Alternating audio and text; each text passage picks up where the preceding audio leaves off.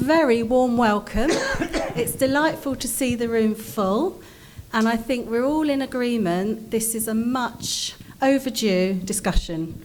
I know that operators are constantly asking what can be done, who can do it, and I think it's also fair to say I don't think we've had a mixed panel like this with all the dispatch companies on before, so we're really grateful that they've joined us. And we've done a bit of prep work and we're all very friendly and we're all getting on very well, so we're hoping it to be a really positive conversation. We're going to talk about several areas, and you're not going to hear very much from me. We're going to talk about the current landscape.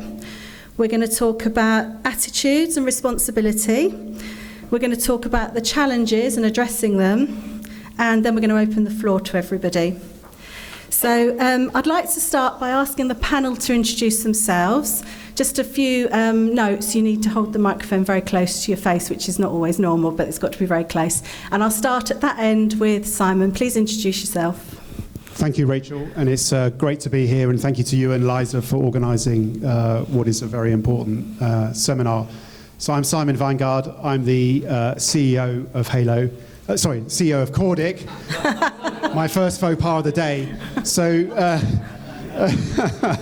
but let me tell you about Halo, because actually that's one of the reasons I'm on this stage here. So I was the first general manager of Halo in London as part of the senior leadership team that took it around the world. So I've had the experience of running a cab operation and also of competing with Uber. So that's me. Over to Wakas, thank you. Hi guys, Wakas from Autocab and Magnum in Stoke, an Autocab customer, and thanks for everybody for being here. It's a very important debate. Thank you. Hi, my name is Senthuran Devendraja. I'm a Director of Cab Treasure, Booking and Dispatch System Provider. I would like to thank all of you for coming down here. Thank you. Hi, Bob Nixon. I'm a co-founder and Chief Strategy Officer for iCabby. Echo everything our colleagues to the right have said. Thanks very much for coming along, and looking forward to a healthy debate. My name is Saf Al-Katab. Thank you so much for organizing this. I think it's really past due that we are doing this, and really looking forward to having a great constructive discussion with everyone. Hi, I'm Joe Poley. I'm an operator with Parker Car Service, and also a shareholder in Cordic as well, as an operator-owned software, and been interested in kind of networking and sharing with operators since our existence back in '89, really. So we look forward to a good conversation today. Good afternoon, John Igo, MI Taxis. Thank you, Rachel. Thank you, Liza, for inviting me, a customer of iCabby. So just to set some ground rules, our panel are very keen to answer all your questions, and they're not shy of answering them, but there may be some questions that would be better discussed away from this forum because they're more detailed or intricate. We're not talking about features and benefits and sales, but we're talking about attitudes, mindsets, and the way forward. So the market was disrupted 12, 13 years ago with the first ride-hailing app. And our question today is, are dispatch companies doing enough to help operators compete with ride-hailing apps? We know everybody's tried to do something, but is it enough? So, Wakas, you're going to tell us a little bit about what the current landscape is in terms of competition with ride-hailing apps. Right, so guys, so basically, like we say, the ride-hailers came into this country about 13 years ago, and now we're at about 400,000 licensed private hire drivers in the UK, out of which 25%, so 100,000, are registered drivers with one of the largest ride-hailing apps, Uber. And out of that, they've also got around 5 million active customers. So that just puts it into a bit of perspective for you as to where we are and where the ride-hailers are. Thank you. So they've been very successful. So they're doing something right, aren't they, to win that market share? But it's often been a surprise to operators that there was that market share there in the first place. So I've got two questions to ask the operators on the panel. Joe and John, at your discretion, what challenges are operators facing? Well, yeah, London's kind of where Uber first landed, really. So we've kind of been dealing with them since, well, 2012, really, I guess. And it's been devastating. I mean, there's been a lot of losses in terms of operators in the city, and competition's become a lot harder. But the important thing really is that Uber's taught us a couple of things, really. Firstly, actually, there's more pie than we thought there was. There certainly is a lot more rides than there was before. A lot more people actually interested in private hire as customers, and drivers too. And also the other thing too is that it sharpened our game up. We had to change what we were doing because we couldn't continue as we did yesterday or the day before, really. We had to basically reinvent ourselves. And I think that's the good thing about the competition that this offers. I mean, it's important to see competition as that kind of opportunity. But we have to change what we're doing. Thank you, John. Sorry, carry on. Sorry, pretty much what Joe said. We're in a small town and we're surrounded by them. But we've survived and we're still surviving. The only way I can see us going forward is if we join together and be competitive with the ride-hailing companies. Not just the Ubers, but we've got them, the Bolts, Free Now, everybody. The only way I see we can go forward is if we join together and advertise it correctly, that we are, we're in it together. We were talking earlier and we were saying that previously a competition, you're aware of them, you perhaps knew how many drivers they had out. They had a face. Now with ride-hailing apps, they don't have a face, so you don't always know who and what you're dealing with.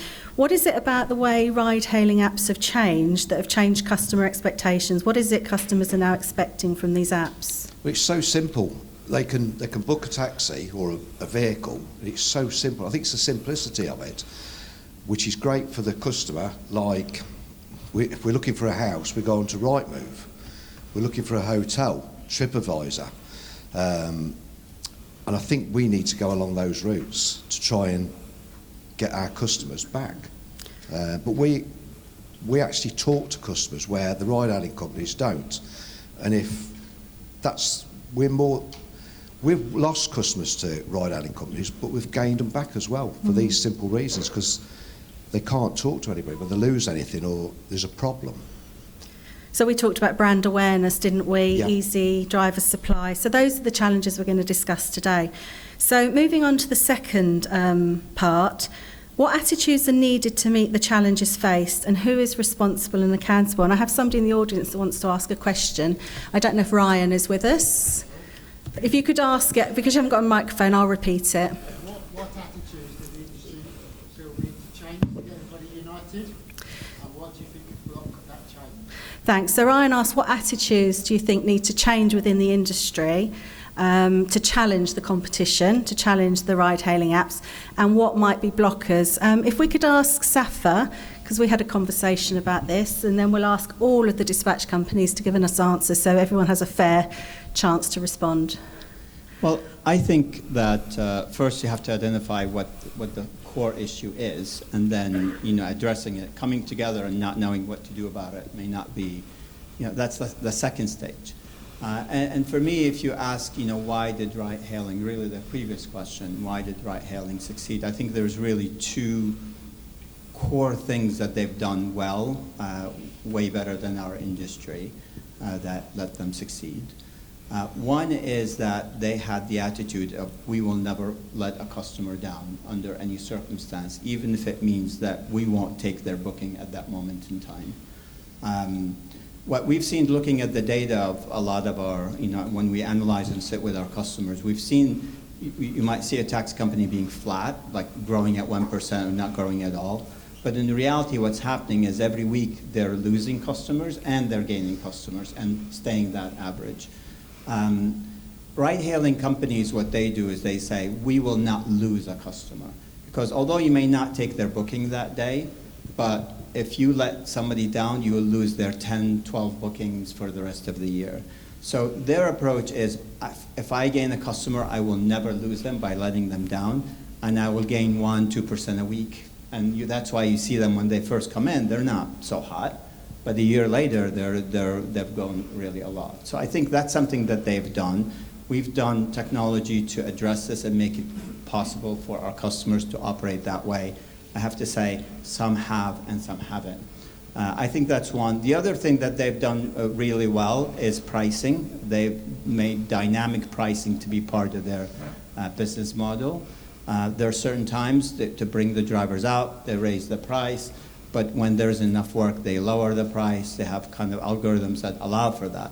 And what that did is, if you're trying to figure out why the market grew, it is because of that, right?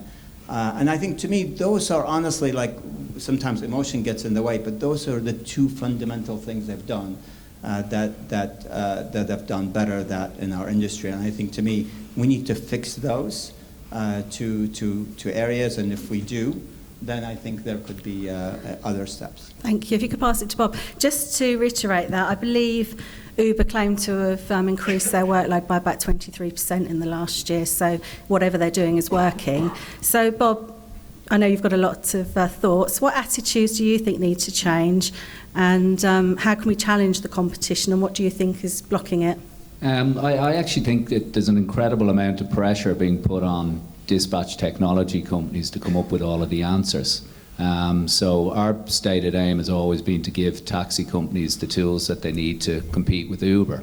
But you can give anybody a tool if they don't know how to use it, or don't want to use it, or don't utilise it correctly, then you know, you're going to get very little out of it. And you know, we see a lot of our customers are growing, are expanding, are acquiring, are merging, and so on. So there is opportunity out there to grow and so on. But I think for me, it's something that Keith Keane said on a panel with us a couple of weeks ago, which was, why is everybody looking at what the dispatch tech companies can do for you? Why are operators not looking at themselves a little bit more deeply and reflecting on that more?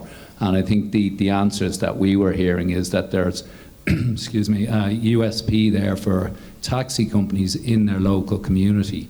You know, they've got bonds and relationships there. They can sponsor local events and so on.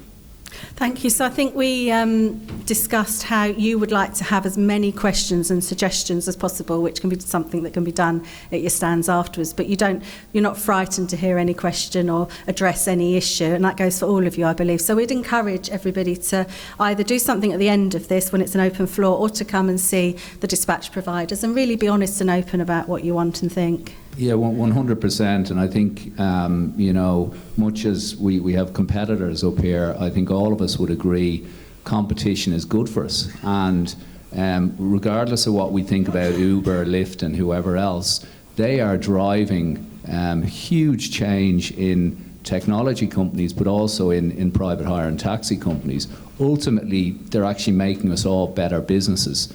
And some will fall by the wayside. I mean, that's an unfortunate truth. But those that thrive in it are much, much stronger and better businesses. Thank you. You could pass on to Cynthia next to you. What attitudes do you think need to change, and do you think it's the operators or the dispatch companies?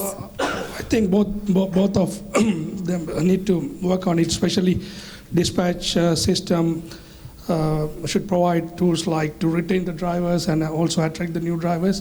Currently, at the moment, a lot of operators are facing shortage of drivers. Yeah. So especially because Uber give very high prices when there's a surge, like peak times, and also no dead mileage. So all the dispatch providers should reduce the dead mileage drivers have, and also provide surcharges for driver, in terms of fare, and also keep the driver app quite similar to what Uber has, or even the customer apps. So the customer retention will be higher. And also in regards to the loyalty, customer loyalty, obviously, Uber and other providers have very fast response. So we should provide the same. So be very driver focused and customer balance, yeah. If you could hand over to Simon now. Thanks, Do you want me to repeat the question, or have you heard it enough times? I think I've heard it, and I think it's a really important question. I think, look, Uber, there's no question, have changed passenger expectations, and at the end of the day, that's what we're whether it's operators or dispatch providers, want to make sure we give a good service to passengers. And as many of you will know, we recently did a survey, and what we found, what the respondents told us was, on average, 12% of bookings that come your way, you can't fill. And so those jobs may end up on ride hail. And of course, if a customer gets a good experience on ride hail, they're just not going to come back. So I think the onus is on both operators and dispatch companies to work together. We need to obviously listen to you in terms of understanding what your needs are in terms of helping to support and deliver for you. But fundamentally, and I guess I learned this in my faux pas at the beginning of the introductions, what I learned from my time at Halo was, we competed with Uber. And so I've had the experience, I've got the scars like you have. And I think the biggest thing that we learned is that supply of drivers really matters. Just having enough drivers in the right places at the right time, because ultimately customers just want to get from A to B. They don't have the patience anymore, and another app, whether it's another operator app or another ride-hailing app, is just simply a click away. So we believe that we need to find a way to allow you guys to access supply. Because if you think about all of you in the room, and we think about those 12% of jobs that are turned away, for an average fleet of, say, 200 cars, that is £2.5 million a year of lost bookings that may be going to ride hail. And across the whole trade, that's £820 million that's potentially at risk of going to ride hail and never coming back.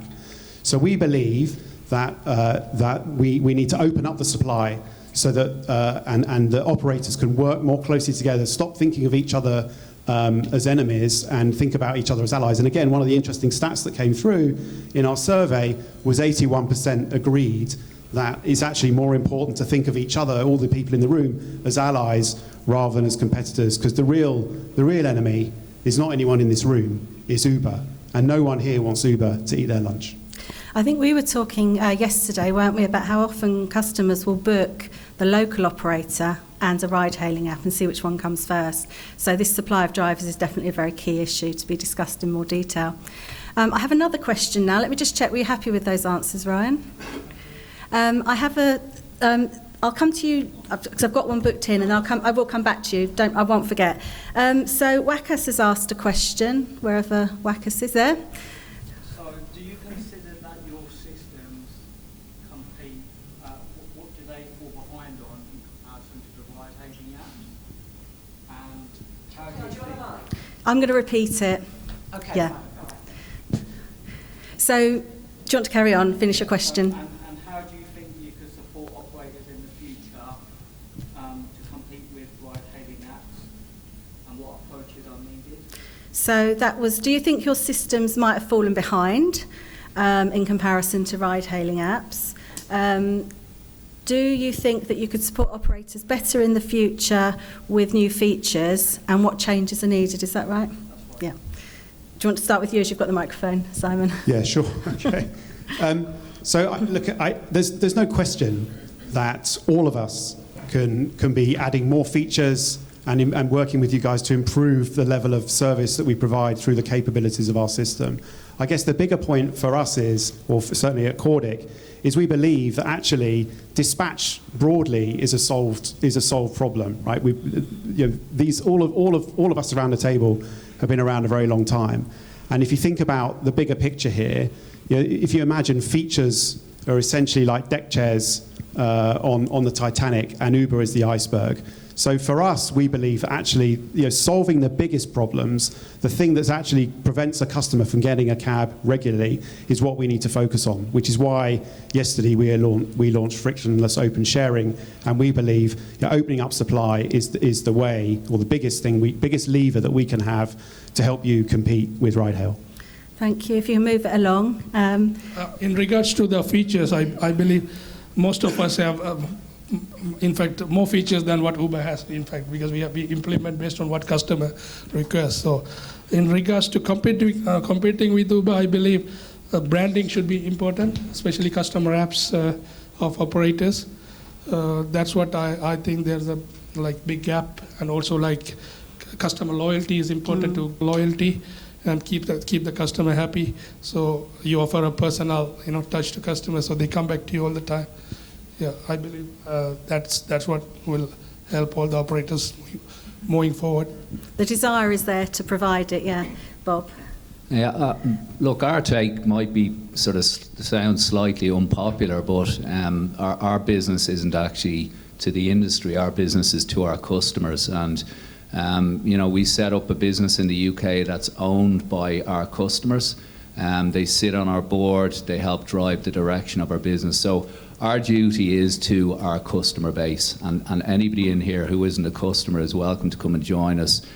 Become shareholders who have all made a really good return on their investments to date, and help drive the direction of our business. And the strategy that's been formulated by that business is being rolled out through the Taxi Alliance, and it sees us this year. The main focus is on our networking functionality called the Exchange. So to answer your question, we're building new features, functionality and everything all the time, but to us having an industry-owned business is really the key thing. And I actually don't think Uber is an iceberg, and I know you're trying to push us to work with yourselves, which isn't something we're positive on. And we have our reasons. We've built up our business for however many years, and we stick to our strategy, and we can't have a competitor forcing our strategy. So if you speak to our customers who are aligned with us, they'll say that we are doing the right thing. We don't do everything perfect, so there's always room for improvement, but we believe in our strategy and we're going to focus on that. Thank you.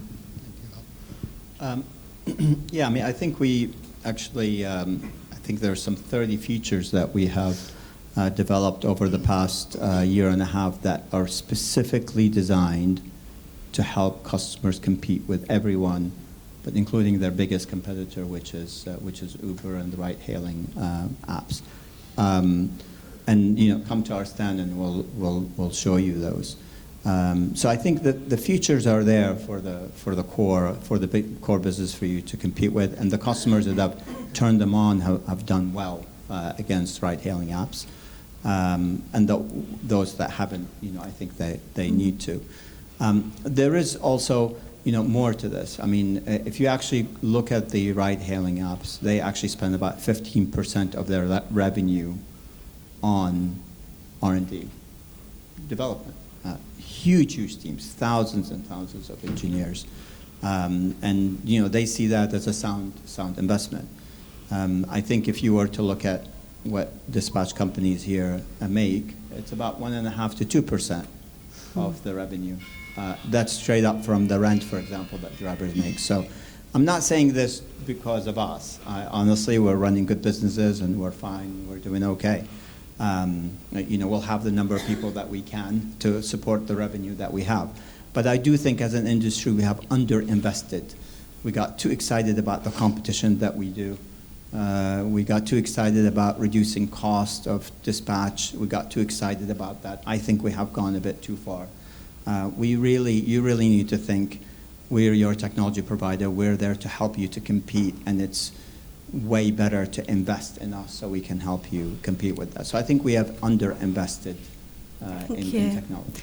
Are you happy with that answer? They all seem very committed to doing more. Do any of our operators want to make a comment on this before we move on to the next subject? Actually, I'm very pleased that we had this that people are being very frank about their position, and that's very interesting. The main thing that we swept all of the kind of fluff aside. The main thing that we have to compete with as operators with the likes of Uber is that Uber is a bit like Spectre. It's got cabs everywhere. So when we work with our limited fleets, the size of fleet we have, or the small groups that we might have, I mean, I know that Autocab already have a kind of sharing setup through iGo, and iCabby are just developing something along that line too, which is great. But these are still small silos. They're limited. In London we've actually had the privilege of actually being able to work together with large groups. Still stuck with a bunch of Cordic customers, and it's vast as it is. I mean, I think we've fielded sort of 9,000 cars at times, really. we're still limited because we got we all have friends that in this industry who actually use different systems, and we'd love to work with them, but we can't. We can't because. Because actually the actual fact is, I mean, to be honest, I'm just an operator. Okay, Cordic is owned majority by operators, but so we're a little bit different in that kind of sense in how we appreciate competing between different DMSs, right? But I don't care whether anyone uses the system that they're using. We're all kind of stuck with our idea of what the best thing is. But that shouldn't be a limitation. But I think we've kind of had some reference to it already in this session, but essentially what the DMSs are doing are putting their interests before yours. Because our dispatch system is probably the most important tool that we have as operators. It's crucial. We run all of our businesses on it. And every gift they give us as a feature is brilliant. But what they don't give us is a limitation. And the idea that there is any reluctance, I mean, is anybody here, okay, firstly, we all have to evolve. So some of us might want to work together and some of us might not want to work together. But for anybody here, is there anybody here who would not like a tool where they can reach another driver anywhere in the country? Because that's the force of what we have amongst ourselves. Uber's 100,000 drivers across the UK, perhaps, but private hire is 360,000. Can you imagine that any one of your customers opens your app or makes a call to your office, and wherever they are in the country, they could get a cab right now, right when they want it? And the idea that is possible today, Cordic actually have developed something where that is now possible. The consideration now is whether the other DMSs are going to stop it, or stop you from having it, or tell you it's a bad idea. So, Joe, I'm being waved at by someone else that I think wants to comment. You've very nicely taken us into part 3, which is about the tools that we need. So thank you for that. And that may well have answered some of the questions I've already got here, which was what new tools or partnerships should dispatch companies consider. But I think Safa wanted to say something on this. So we're talking now about the tools and challenging the issues that we face. There is nothing, and I'm sure everyone honestly here, there's nothing that we would not do that if it makes a big difference to our customers, we would not do it. There's just no, let me reassure you, honestly. And if we believe by a moment that this is the answer that will save the industry, we'll be working on it in 2 moments, okay? The issue is we've had cab exchange 8 years ago. We've had apps that can book on all, and we have lots of customers throughout the country. And we saw in reality, there's a handful of bookings that actually go through between operators. We've also seen the experiment in London, and I've seen with myself all this working together, quote unquote. 2 years later, the combined fleet was like half the size. It isn't the fundamental issue. If it was, we would be addressing it. The fundamental issue is when you gain a customer, you need to keep them, and you need to price properly every job. And you have to ask yourself, why did Uber become 100,000? And I find people say giving discounts and so on. Honestly, I don't think that's it. Beyond that, they run a very strong business without giving discounts, and they're still growing. Why is that? It isn't because they have 100,000 dotted around the country. It is because, come on, you take out the Uber app, you know you're gonna, if a driver accepts your booking, you know you're gonna have a car there. And that's why people use them. And that's what we need to do. We don't need to add more drivers just so we can gain more customers so we can lose them. And why is it that we don't have drivers? It's not because drivers don't exist. It's because we don't have enough work for them. We're not efficient in filling every slot that they've got. And they have to operate at 50% occupancy, while at Uber they operate at 70, 80% occupancy. Those are the fundamental issues. Thank Can you. I just come back on that? So it's a really important point. I don't want to make this whole session about... No, we've got time. I've got a couple more questions, but I think we need to answer what the audience... Thank you. I think the really important point here, Safa, and you know, you're entirely right. Like ultimately, customer expectations have changed, right? Ride-hailing's done that. You know, Uber now, you know, means that customers can get rides more reliably, consistently, more often, and that's why they sometimes choose to use the ride-hailing apps. Why is that? You know, I guess I'm probably unique along this panel of dispatch providers in that I've run an operator. I ran Halo, so I know you know how to do this. I've seen it before, I've done it, and I competed with Uber. It is all about supply. So the reason, Safa, probably that you've seen less when you looked at the data, seen less sharing, is because you don't have the density, and none of us do alone, have the density of drivers locked in our dispatch systems. So if you let's take a 30-car fleet. A 30-car fleet just cannot handle those peaks in demand, right? Whereas Uber's got access to those 100,000 drivers. They can run their fleet more efficiently. And what I suspect you guys see, and we see it in the data, is that you know there are times, at peak times, you don't have available capacity, but there might be a fleet down the road, and there very often is a fleet down the road that has that capacity. And I think that is why we believe that the way to compete with ride-hail, and we can say ride-hail is not the enemy, but they are. And frankly, if we don't change the way collectively as an industry we take on ride-hail, then next year and the year after, this room is going to get smaller, and that's not good for us, and it's also not good for you. So we believe that actually the way to solve this problem is to be able to access the drivers that you have, whatever fleet they're on, and that way it means that you serve your passengers, they keep coming back, you earn more money, and you actually give drivers more work. And that's the way to create a more efficient fleet across all of you. Thank you. So I've got Bob to go, and then these are questions about the tools, and then I will open it up to the audience. So I have a slightly different position on kind of between you both, figuratively and literally. So from our perspective, the question was about what partnerships we should do, and a few years ago we went out to our customer base and said, what are your biggest problems? What do we need to do? And the response that we got was inefficiency.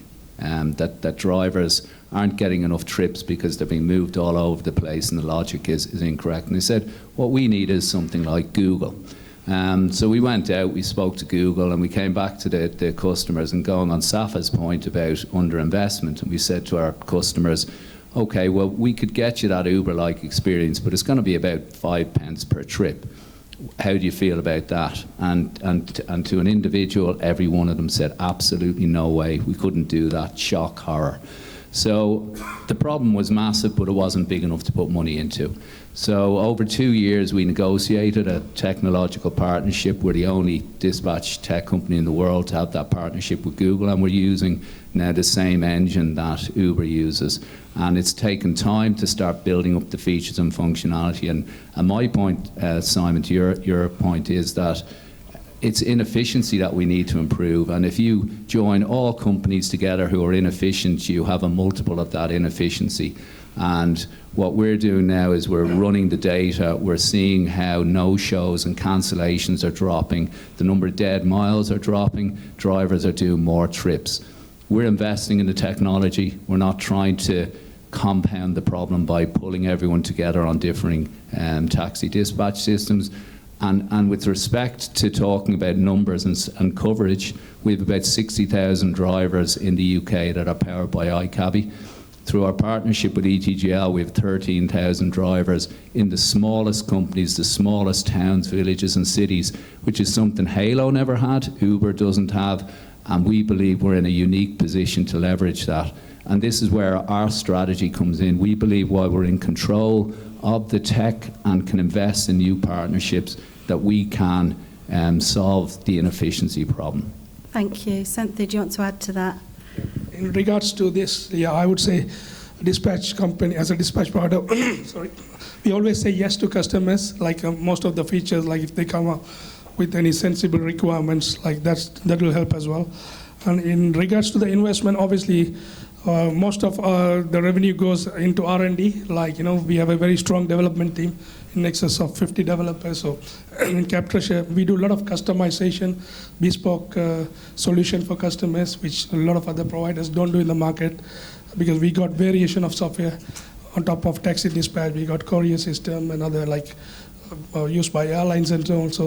So we always come up with something that customers want, right? So they can compete with other providers in the market. I think we all appreciate your honesty. I think it's best that it's like that, and we do appreciate how dedicated you are. Just something I'd like to add that John and I were talking about for operators was this is all very well and good, but unless there's education and take-up, it's no good joining anything like this if your local competitors that you would share with wouldn't. So that's something to think about as well, the part that operators play. Would you like to say anything on that, or have I said it for you? In lieu of. So I'm going to open it up to the audience because I'm really happy to see that we've got some very keen questions. I will come to all of you. You were the first guy that asked a question, so I think we should take the microphone over. I have no idea what he's going to say, but I know the audience, the panel, are not worried about that.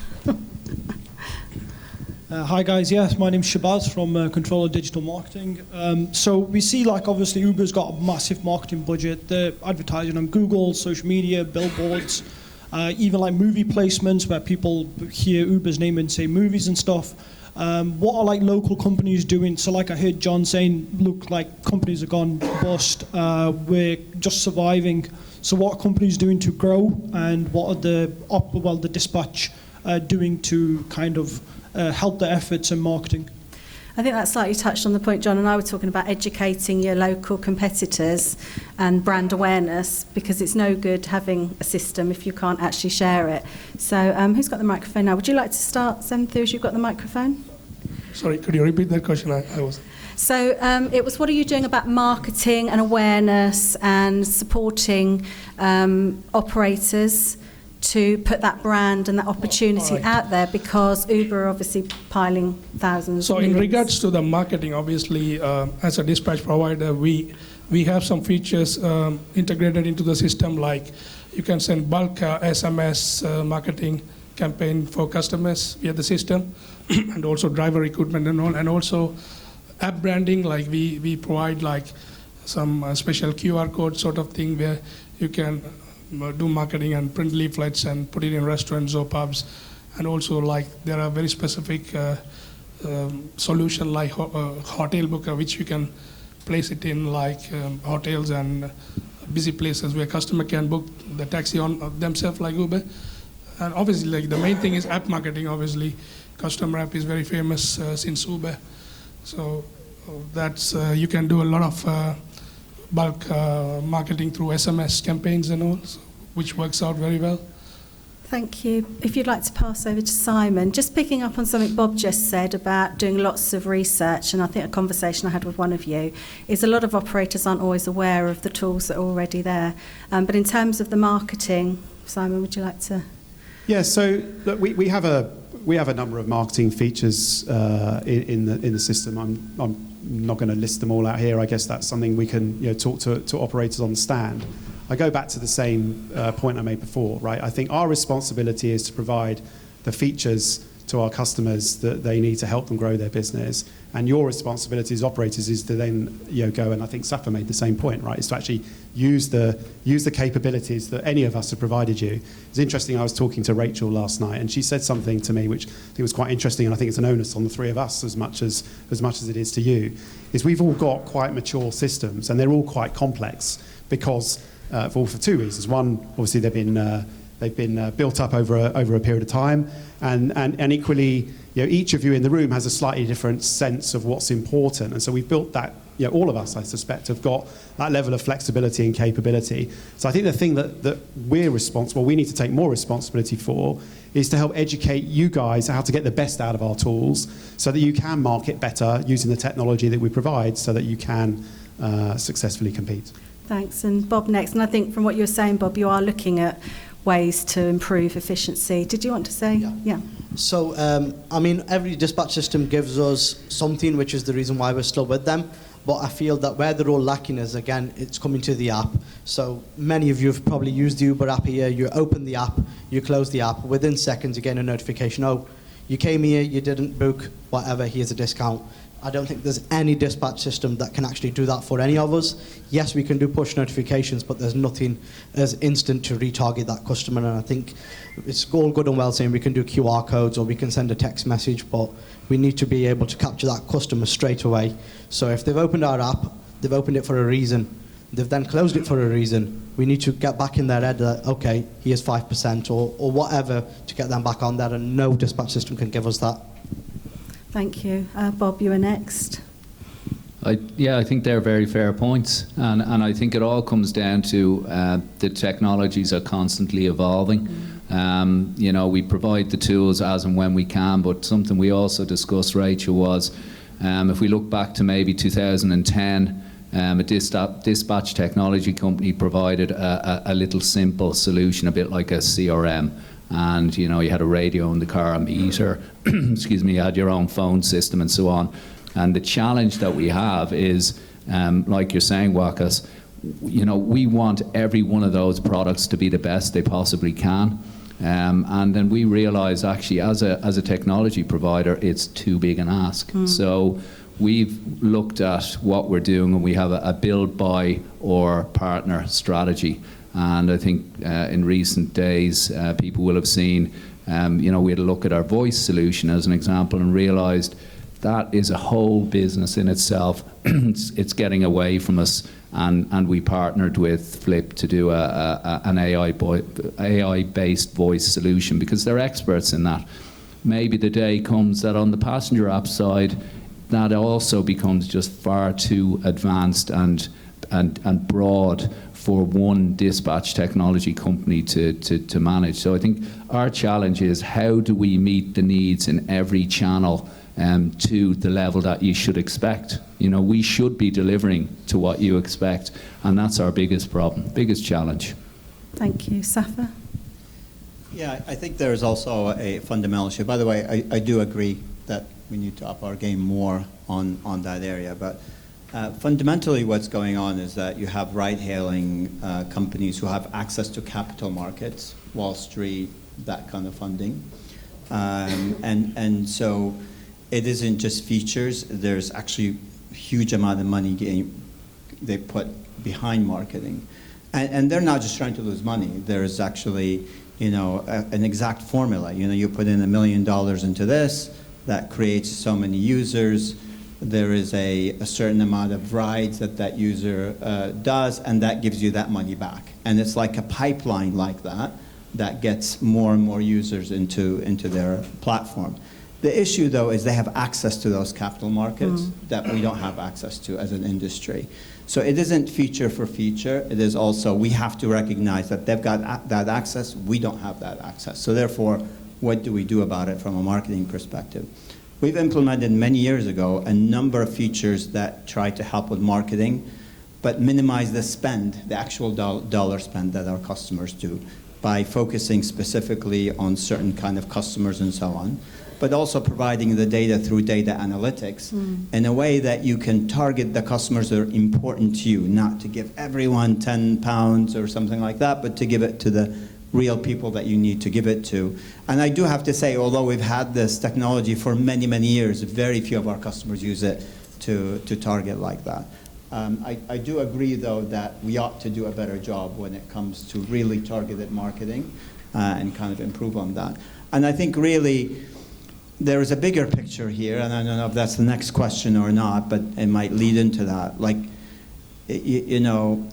definitely we need to get that service right and the pricing right and so on that I was talking about earlier. But I'm just not sure that going head to head with companies that have that kind of access to capital and making that our entire business is the actual strategy. We need to retain those customers and grow those rides.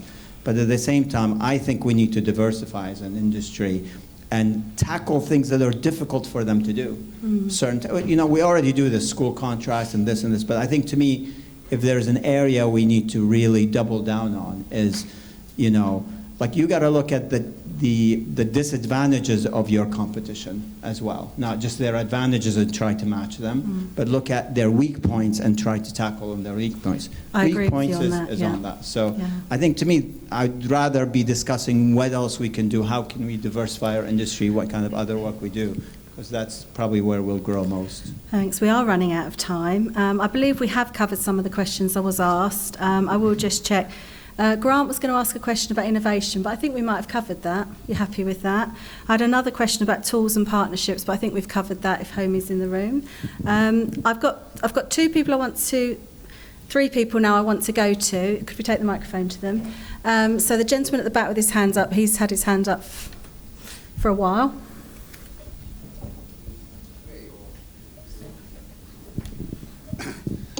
Hi.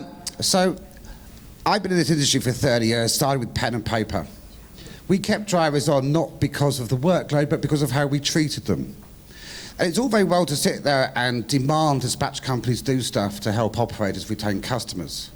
My customers are drivers. They pay me money. I make money from my drivers.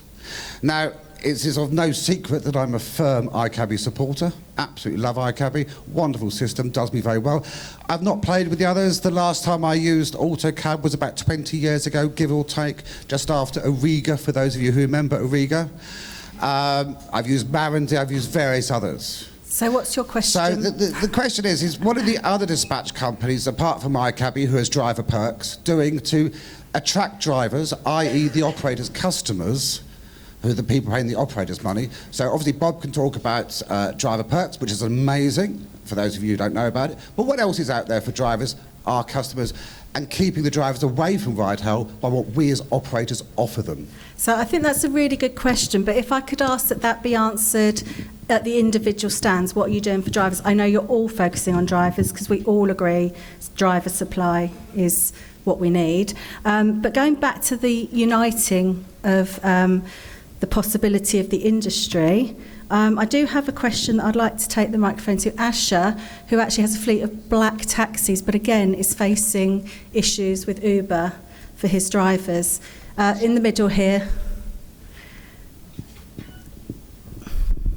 Hi, I'm Asher from Sherbet, the electric taxi company. I've got a fleet of electric taxis in London. What do you think of having a national app where all dispatch companies come together and pool their work alongside the operators?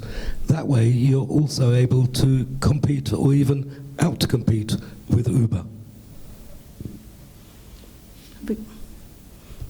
Safa, we start with you.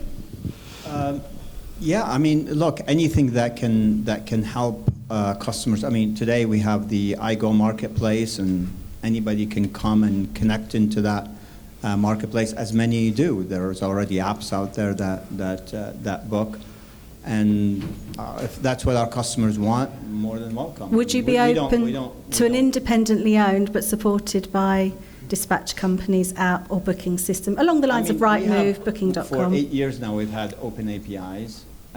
If our customers want to work with someone, they're more than welcome. And so yeah. And I don't know if those of you have been in the industry long enough. Before Uber arrived, I stood up and said, "This is what we need," and launched a thing called CabX. But our customers were not happy to have that. So. It's getting it right, isn't it? Yeah, but that's the kind of challenge. right. But which is why what I'm trying to say is, overall, we have open APIs. If that's what our customers do, then that's what they do. You're open to it. Yeah, it's sort of similar to what you're saying, Safa. My past history before iCabby was in the hospitality industry. I saw what happened when Booking.com and TripAdvisor and so on became really big. It was fantastic for the individual. It was horrific for hotels, restaurants, and whatever else that got tied in with them, because the rates kept going up and they actually became beholden to them. So what we actually saw then was a huge change where hotels and restaurants and so on had to relearn how to market themselves as their own brand, and to use the likes of Booking.com as a complementary booking source as opposed to anything else. I think it brings up the discussion again about, would a national app are you actually losing your customers to that app to try and win them back again? So there's pros and cons, and I think it all depends on the detail. Devil is in the detail and so on. So I think in theory it sounds like a really good idea. I think in practice, if we look at other industries, it's become a negative to some extent. I think from a passenger perspective, it's incredible. Senator, would you like to add anything? I think in regards to this question, it's more about dispatch system specific. For example, every provider have their own set of customers together. Like you have Taxi Alliance, and we got Treasure Pool, and Cody probably got Cab Guru or whatever you named it now.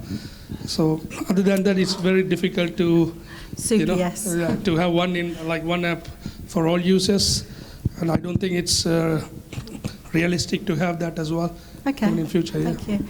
Simon, a national booking platform, independent but supported by Dispatch. Good question, Asha. I'm going to actually start answering this question. You've got about a minute and a half. I'm going to start answering this question with a bit of audience participation. So I'd like you to put up your hands if you're on O2. Hands up, please. Not very many. That's surprising. Okay, hands up if you're on EE. Okay, there's a few more of you. So I'm going to do one more. And hands up if you're on Vodafone. Okay.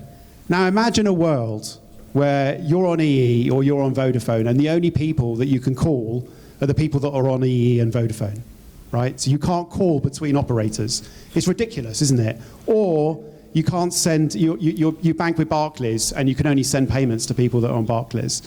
So why am I talking about this? The reason is, if you want to build a national passenger app, I think the first thing you have to answer was two questions you have to answer. How do you do it in a way that doesn't disintermediate all of you, right? So who's going to own those customers? The second thing is even if you can solve that problem, and even if you've got the millions to build the brand awareness and all the rest of it, how are you going to service the customers if the fleets can't talk to each other to share the jobs?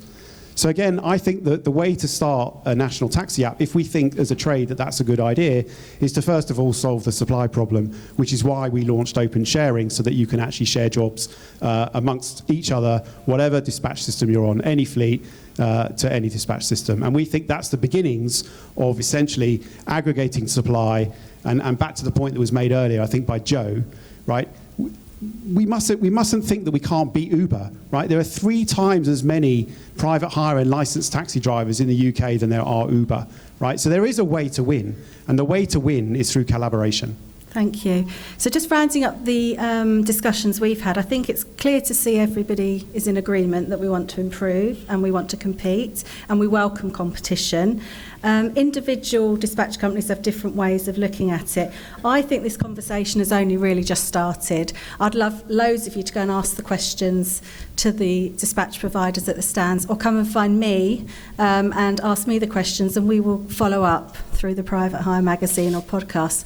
Now, before I go and say thank you to you all, there are a couple more people that have questions, so we must give them the chance. Can you put your hand up if you didn't have your question answered? Thank you. So the gentleman at the back was before you, and then we'll come to you. Hi, thank you. My name is Shyam Raja from Manchester. My question is a technical question for the operators and for the Uber especially. Is Uber using triple lock system? That's the question, the triple lock system. And also on the 1st of May, there was a strike by Uber drivers because what Uber paying drivers or charging fares, which I was charging 30 years ago, more than 2 decades, 65p a mile or 75p a mile, which is, I think, is not fair on the drivers in today's world. So it's very important, because obviously it's a living for a taxi drivers and private hire, which is very important. But the triple lock system is a very important, because Uber has one office in Manchester, and in Greater Manchester there's no any other offices. They might have an operator's licenses, but are you using triple lock system? That applies everywhere in the country. Thank you. Right, so the point you made about Uber and prices, I think, is what was already raised here, must look after the drivers, and that's a USP. And you want to know about whether these dispatch providers are using triple lock. Is that the overarching... triple lock system. That's what I'm. Yeah, is that the overarching when you book with a operator and it gets passed on and you know the driver and the vehicle? Yeah, it's the triple lock system. It's like the Wolverhampton. Yes. I mean, they've got, they're using 016 numbers, stickers. Yes. You cannot use 016 numbers on a Wolverhampton or whether it's a Bradford or Midlands because you must display I understand. Wolverhampton phone numbers, not Manchester 0161 number. You cannot do that. That's against the law. So it's not legal. we can have a chat about that afterwards, but we have discussed this. Obviously, they don't have licences, it's the operators have licences, but it's just making sure that when a job is booked, you can see who's booked it, who's it subcontracted to, who the driver is, and I think I've had discussions with all of you, and you're very well aware of the need for any national platform or any job sharing to cover that. So they would be doing it correctly and in terms of licensing, and I can vouch for that because I've had conversations. So that's... Well, we'll have a chat afterwards, and I think these dispatch providers would like to speak to you about that. Gentleman down the front had a question. Thank you. We've got some great dispatch providers here. Every dispatch system has some amazing features, but the question is,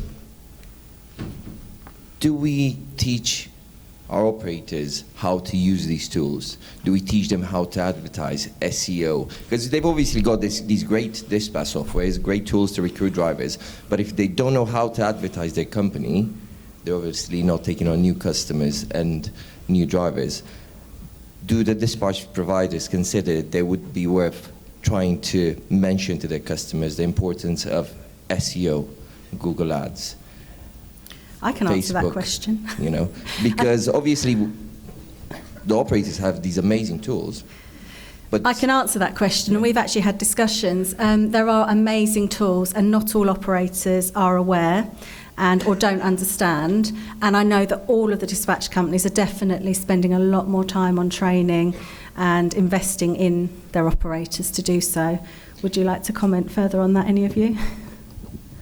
Yeah, we have a lot of features within the system you can use. Sorry, it's not about the system. The training, the system is great. Yeah, to use the system. How does your customer know how to? In CapTreasure, at CapTreasure, what we do is we provide on-site training to all the staff of the operators, and also in regards to social media marketing like SEO and Google, we introduce you to well-renowned partners who we are partnered with. So obviously they will. I know they might be on the marketplace, understandable. But do you mention to your customers the importance of using these tools? Oh, definitely, yeah. That's the only way you can get new customers and retain the customers. So that's part of the on-site training we do.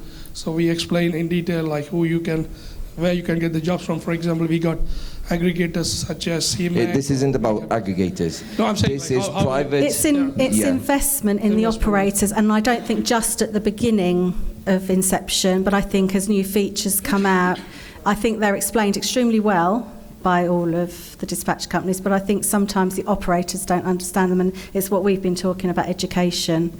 But I think, am I right in saying you're all committed to that? That's right. So we provide system training like on-site or off-site and a lot of other things like... No, the question is about the private customers, those people that download your app, yeah? How will they find your operator if you don't educate your operator how to advertise their brand? Because obviously you're selling them a great dispatch system, yeah? Every dispatch provider has some great features, yeah? You've got a recruitment of drivers, yeah? But it's in the software. But how will this operator put it out to the public? How will the public find this company, your operator? The expectation that operators now have of dispatch companies. I'm going to have to wrap that up because we're out of time. But I know all of these would want to speak to you because we've spoken about education and being able to present the offerings to the passengers. That's what it was about. So please do come and see us. I'm sorry about that. I'd like to say a big thank you to everybody. I think you'd like to give them all a round of applause.